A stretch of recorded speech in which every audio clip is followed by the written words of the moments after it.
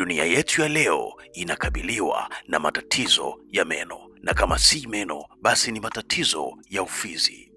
Ufizi kutoka damu na wakati mwingine meno kumeguka ni jambo la kawaida katika jamii, lakini hii inatokana na vitu tunavyovitumia katika kusafisha meno yetu.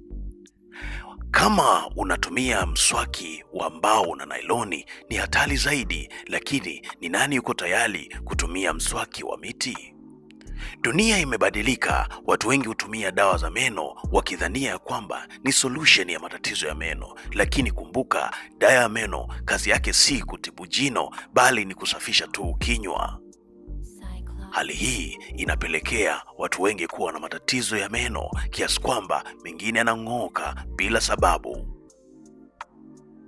Katika njia ya asili kutatua tatizo hili unahitaji vitu viwili. Unahitaji karafuu, lakini pia unahitaji mwarobaini. Chukua majani ya mwarobaini pamoja na punje 3 za karafuu, zipondeponde kwa pamoja, kisha pata rojorojo ambayo utaitumia kuswakia meno yako ndani ya siku 9. Uliyekuwa na meno yanayobonyoka ama kupasuka, ukitumia mchanganyo huu kuswakia ndani ya siku 19, utaona matokeo mapya katika meno yako.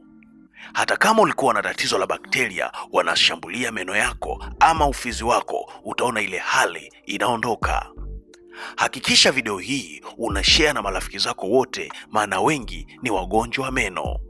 Na pia kumbuka kutembelea kwenye ofisi zetu, ziko Kitunda, Dar es Salaam, kwa Dr. William Herbal Clinic.